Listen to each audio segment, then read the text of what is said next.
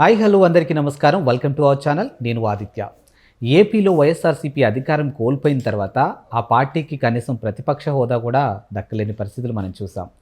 పార్టీకి ప్రతిపక్ష హోదా దక్కలేదనో మరో అంశం మనకు తెలియదు, కానీ ఏపీ ప్రజలు తిరస్కరించారనో రీజన్స్ ఏమైనా వచ్చు, కానీ ఆ పార్టీకి సంబంధించినటువంటి కార్యకర్తలు కానీ నాయకులు కానీ కీలక నేతలు కానీ పార్టీ మారే ఆలోచనలు మనం గతం నుంచి చూస్తూనే ఉన్నాం. ఇకపోతే ప్రస్తుతానికి రాజ్యసభ ఎంపీలు కూడా పార్టీ మారబోతున్నట్టు ఒక వార్త అయితే చక్కర్లు కొడుతుంది.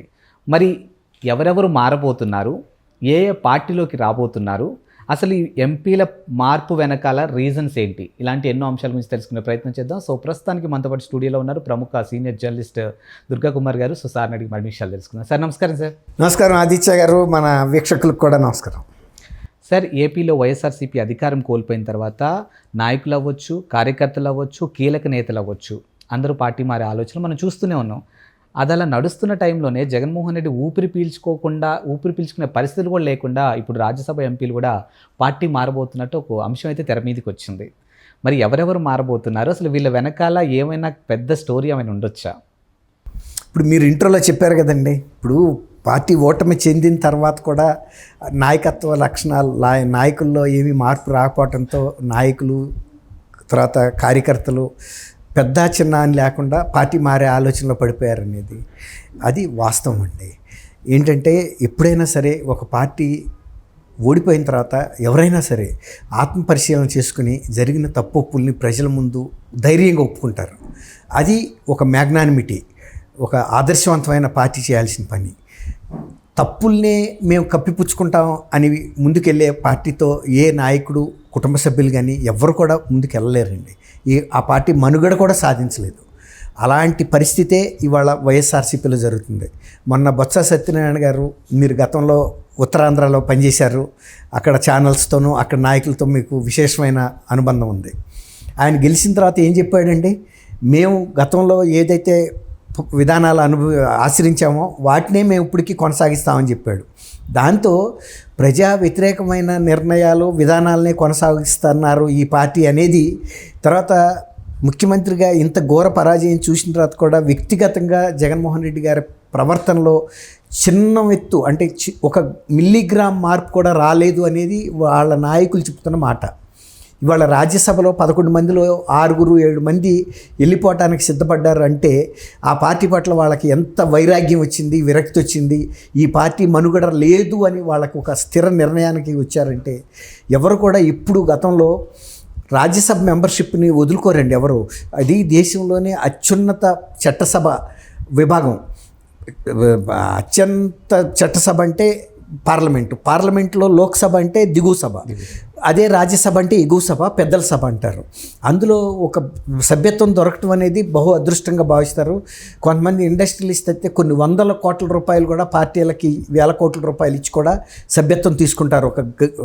అదొక హోదాగా. తర్వాత ప్రభుత్వంలో కూడా వాళ్ళ మాట చెల్లుతుంది, ఏదైనా పనులు చేయించుకోవచ్చని. అలాంటి సభ్యత్వాలను కూడా ఇవాళ వాళ్ళు తృణప్రాయంగా వదులుకోవడానికి సిద్ధపడ్డారంటే ఆ పార్టీ భవిష్యత్తు లేదు. ఇక ఈ పార్టీతో కొనసాగితే ప్రజల్లో మన పలుకుబడి పోద్ది, ఉండ స్థానాలు కూడా మనకు తక్కువ. అంటే భవిష్యత్తులో మనం పోటీ చేసినా, మన కుటుంబ సభ్యులు పోటీ చేసినా మనకి పరపతి ఉండదు అనే నిర్ణయానికి వచ్చారంటే మనం ఎంత పరిస్థితి దారుణంగా ఉందనేది అర్థం చేసుకోవచ్చు. జగన్మోహన్ రెడ్డి గారి వైఖరి పట్ల వాళ్ళు తీవ్రమైన అసంతృప్తితో ఉన్నారు. ఎప్పుడైనా అండి ఒకసారి పార్టీ ఓటమి చెందినప్పుడు ప్రజల ముందుకి నిర్ద్వందంగా బయటకు వచ్చి ధైర్యంగా తప్పు జరిగింది, ఈ తప్పులు మేము జరగనివ్వము, ఇది మేము ఒక గుణపాఠంగా తీసుకున్నాము, ప్రజా తీర్పును శిరసావహిస్తున్నాము అనే మాట చెప్పాలండి ఏ రాజకీయ పార్టీ అయినా మనుగడ కొనసాగించాలనుకున్నప్పుడు. కానీ వీళ్ళల్లో ఎక్కడా కూడా అటువంటి మార్పు అనేది రాలేదు. ఇప్పుడు సజ్జల రామకృష్ణారెడ్డి గారు లాంటి వ్యక్తి గతంలో ఆయన జర్నలిస్టు, మాతో పనిచేశాడు. మేమంతా కొలీగ్స్ ఒకేసారి సెలెక్ట్ అయ్యాం. ఆయనకేం జర్నలిజంలో కూడా గొప్ప చరిత్ర ఏం లేదు, పెద్ద సక్సెస్ఫుల్గా ఏదో పేపర్లో పనిచేసి ఒక ఘనకీర్తి. ఆయన ఒక యావరేజ్ పర్సనే ఆయనకి ఒక దిక్కుగా కనపడ్డాడంటేనే ప్రతి వాళ్ళు పార్టీలో చెప్పారు ఈయన సలహాదారుగా పనికిరాడు, అసలు రాజకీయ పార్టీకి ఎలాంటి సలహాలు ఇవ్వాలో ఎలా ప్రవర్తించాలో కూడా ఆయనకు తెలియదు అని గతంలో నెల్లూరు జిల్లా కంచుకోటగా ఉండే నెల్లూరు జిల్లాలో కోట శ్రీధర్ రెడ్డి కానీ ఆనం రామనారాయణ రెడ్డి గారు కానీ ఇలాంటి వాళ్ళు అందరూ కూడా చెప్పారు. అయినా కూడా మరి ఎందుకు సజ్జల రామకృష్ణారెడ్డి గారు ఆయనకు అంత ఇష్టడుగా ఉన్నాడు, లేకపోతే ఆయనకు అంతర్గతంగా కొన్ని వ్యవహారాలు సర్దటానికి పనికొస్తాడో మనకు తెలియదు. దీనికి తోడు ఇప్పుడు కాదంబరి జత్వాని అనే ఒక బాంబే సినిమా పెద్ద ఒక ఆర్టిస్ట్ని వాళ్ళు అనధికారికంగా తీసుకొచ్చి వాళ్ళ పార్టీ నాయకుడి మీద వేధింపులు కేసు పెట్టిందని వాళ్ళ కుటుంబాన్ని మొత్తం తీసుకొచ్చి ఒక ప్రభుత్వం 40 రోజుల పాటు అనధికారికంగా వాళ్ళని నిర్బంధించి వాళ్ళని నానా రకాల చిత్రహింసకు గురి చేశారంటే అందులో కూడా ఆయన పాత్ర వినపడుతుంది. అటువంటి పనులు ఎవరైనా ఒక ప్రభుత్వ సలహాదారుగా ఉండి కానీ ప్రభుత్వంలో ముఖ్య పాత్రలో ఉండి చేస్తారండి? ప్రభుత్వం ఏమన్నా రౌడీయిజం చేయడానికి ఉందా? ప్రభుత్వం ఇంత 151 సీట్లతో గెలిచిన ప్రభుత్వం చేయాల్సిన పనేనాది? ప్రభుత్వం ఇప్పుడు ఇవాళ అప్రదిష్ట ఆంధ్రప్రదేశ్ పోలీస్ వ్యవస్థకు వచ్చింది, ఆంధ్రప్రదేశ్ ప్రభుత్వానికి కూడా వచ్చింది. ఇది జాతీయ స్థాయి సమస్య కాబోతుంది. అది ఎట్లా అంటే ఈ రాష్ట్రంతో సంబంధం లేని, రాజకీయాలతో సంబంధం లేని ఒక నిర్దోషి అయిన ఒక కుటుంబాన్ని తీసుకొచ్చి ఇంత వేధించి వాళ్ళని మానసికంగా హింస పెట్టారంటే ఇవాళ అది జాతీయ స్థాయిలో ఆల్రెడీ ఫోకస్ అయింది. ఆమె రేపు ఆంధ్రప్రదేశ్ రాబోతుంది కేసు పెట్టడానికి. వాళ్ళ పార్టీకి సంబంధించిన ఒక నాయకుడు చేసిన పిచ్చి పనికి ఆమెకి ఒక నెకెడ్ ఫోటోలు పంపించి అసభ్యమైన మెసేజ్లు పెట్టి వేధిస్తున్నాడని ఆమె ఒక కేసు బొంబాయిలో పెడితే ఆ కేసు ఉపసంహరించడం కోసం తీసుకొచ్చి ఆమె మీద ఫాల్స్ కేసులు పెట్టారని పెడితే వాళ్ళన్నీ బయటకు రాకుండా ఎలా ఉంటాయండి? అందులో వాళ్ళు ఉపయోగించుకుంది ఐపీఎస్ ఆఫీసర్స్, మిగిలిన పోలీస్ సిబ్బంది, వాళ్ళంతా అధికారులే. వాళ్ళంతా అనధికారికంగా చేసిన పనులన్నీ కూడా ప్రభుత్వానికే చుట్టుకుంటాయి కదా. ఇప్పుడు ఆయన క్రాంతి రాణా టాటా, తర్వాత విశాల్ గున్ని, ఒక ఆయనేమో పోలీస్ కమిషనర్, ఒక ఆయన డీసీపీ, వీళ్ళు ఒక సీనియర్ ఐపీఎస్ ఆఫీసర్లుగా ఉండి డిఐజీ క్యాడర్ ఒక ఆయన, దాదాపు ఐజీ క్యాడర్లో ఈయనున్నాడు రాణా. వీళ్ళు చేయాల్సిన పని అండి. ప్రభుత్వం అసలు అటువంటి పని అప్పచెప్పకూడదు కూడా పోలీసులకి, ఎందుకంటే చేయటం ఈజీ కానీ దాన్ని కడుక్కోవటం చాలా కష్టం. ఇప్పుడు ఎవరైతే కింద స్థాయి అధికారులు ఉన్నారో వాళ్ళే చెప్పేశారు ఇంటెలిజెన్స్కి ఏం జరిగింది అనేది పోసుకొచ్చినట్టు. ఇప్పుడు రేపు ఆమె వస్తుంది, కేసు పెడుతుంది, జాతీయ స్థాయి మీడియాను అడ్రస్ చేసి మాట్లాడింది. ఇవాళ ఆంధ్రప్రదేశ్ ప్రభుత్వానికి ఒక ఐపీఎస్ వ్యవస్థకి ఎంత అప్రదిష్ట అండి. ఇలాంటిదే గతంలో ఒకసారి గుజరాత్లో కూడా ఒక ఐపీఎస్ వంజారి అనుకుంటా ఆయన పేరు, ఐపీఎస్, ఆయన శిక్ష కూడా పడింది ఒక ఫేక్ ఎన్కౌంటర్లో.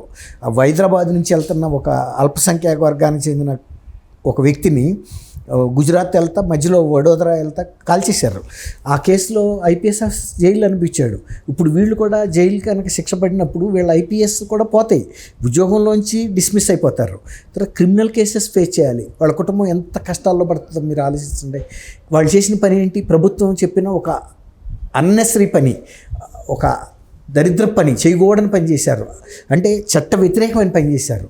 ఇటువంటి ప్రభుత్వాన్ని సొంత రాజ్యసభ సభ్యులు కానీ నాయకులు కానీ ఎలా నమ్ముతారండి? ఇకను ఇటువంటి దాష్టికాలు చేసే ప్రభుత్వంతో మనం ప్రయాణిస్తే మన రాజకీయ భవిష్యత్తు ఉండదని ఒక నిర్ణయానికి రాబట్టి వీళ్ళు మారని నిర్ణయం కూడా బొత్స సత్యనారాయణ గారి మెసేజ్ ద్వారా అర్థమైపోయింది. మేము పాత విధానాలే మేము కొనసాగిస్తామని. పాత విధానాలకి ప్రజలు ఆల్రెడీ తీర్పిచ్చారు, నీకు 151 సీట్లు అక్కర్లేదు, 11 సీట్లు చాలని. ఈసారి అవి కూడా ఎవరు అనేది ఇప్పుడు మీరు ఇంట్రోలో చెప్పారు, కింద నుంచి పైరాక నాయకుల్లో ఒక రకమైన అసంతృప్తి, వ్యతిరేకత వచ్చేసింది. దాని ఫలితమే ఇవాళ ఎంతమంది వెళ్ళిపోయినా రేపు కౌన్సిల్ నుంచి కూడా కొంతమంది రిజైన్ చేస్తారు. ఇక ఇప్పుడు దానికి రాజకీయ భవిష్యత్తు లేదు, వీళ్ళలో మార్పు రాదనేది మనకు అవగాహన అర్థమైపోతుంది సామాన్య ప్రజలకి.